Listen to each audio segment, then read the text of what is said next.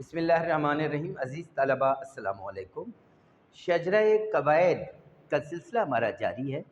آج ہم اس میں علم کی دوسری قسم اس میں لقب کو پڑھیں گے۔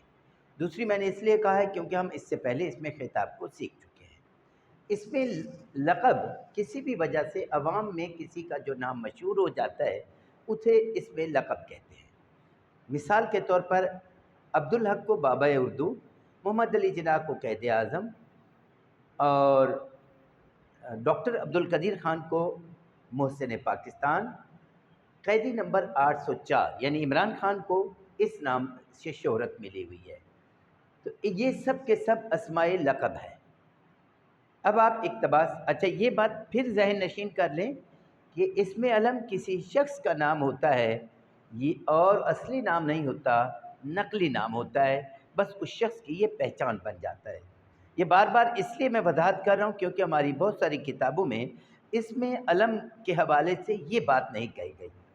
اقتباس 1947 یا 1947 میں قوم کی بہترین قیادت کرنے پر محمد علی جناح عوام میں قائد اعظم کے نام سے مشہور ہوئے تو آج تک اسی نام سے مشہور ہیں۔ ان کے بہترین دوست کو قائد ملت مانا جاتا ہے، یعنی لیاقت علی خان کو۔ اس اقتباس سے متعلق ایک سوال ہے کہ اس اقتباس میں سے آپ نے کوئی سے بھی دو اسماء لقب کو تلاش کر کے اپنی نوٹ بکس کے اندر ان کو درج کرنا ہے۔ اس کے علاوہ آپ غور کریں گے لوگوں کی باتوں پر، اپنی کتاب میں دی گئی عبارتوں پر، جہاں کہیں پر بھی آپ کو کسی کا اسم لقب نظر آتا ہے اپنے ٹیچر سے بات کیجئے، یا اگر آپ کانفیڈنٹ ہیں تو اسے آپ اپنی کاپیز میں لکھ لیجئے۔ السلام علیکم۔